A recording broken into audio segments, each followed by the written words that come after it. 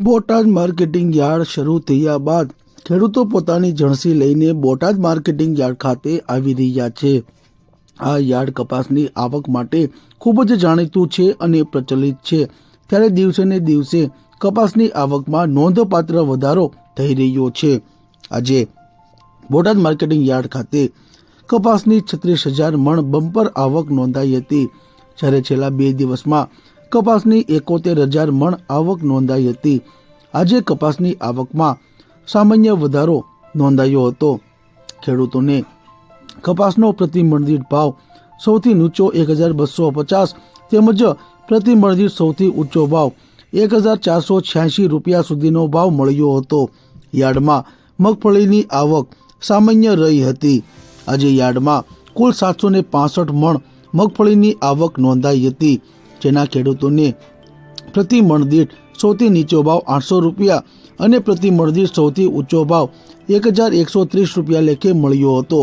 Botad marketing યાર્ડમાં અડદની હરાજી કરવામાં આવી હતી, જેના પ્રતિ મણ દીઠ સૌથી નીચો ભાવ 1,100 થી લઈ પ્રતિ મણ દીઠ સૌથી ઊંચો ભાવ 1,465 રૂપિયા રહ્યો હતો।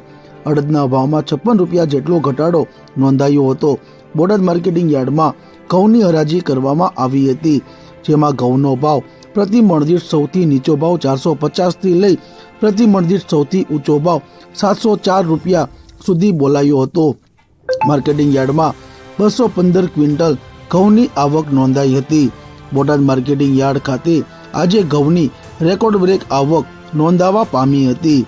બોટાદ યાર્ડમાં સફેદ તલ અને કાળા તલની હરાજી કરવામાં આવી હતી। સફેદ તલનો ભાવ પ્રતિ મણ દીઠ સૌથી નીચો ભાવ 2,090 થી લઈ પ્રતિ મણ દીઠ સૌથી ઊંચો ભાવ 2,595 રૂપિયા સુધી નોંધાયો હતો। સફેદ તલના ભાવમાં 200 રૂપિયાનો ઘટાડો નોંધાયો હતો।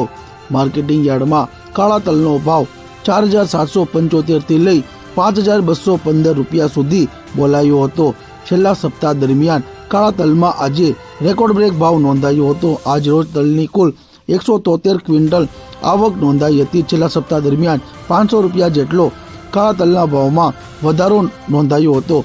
માર્કેટિંગ યાર્ડ ખાતે જીરુની 172 ક્વિન્ટલ આવક નોંધાઈ હતી, જેનો ભાવ 4,000 તથા સૌથી ઊંચો ભાવ 4,495 રૂપિયા નોંધાયો હતો। જીરુના ભાવમાં 30 રૂપિયા જેટલો ઘટાડો નોંધાયો હતો।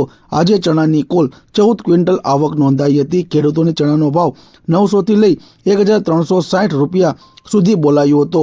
છેલ્લા 2 દિવસમાં ચણાના પ્રતિ મણ દીઠ ભાવ 200 રૂપિયા લેખે નોંધપાત્ર વધારો થયો હતો। આજે મોટી સંખ્યામાં ખેડૂતો ખુશખુશાલ જોવા મળ્યા હતા।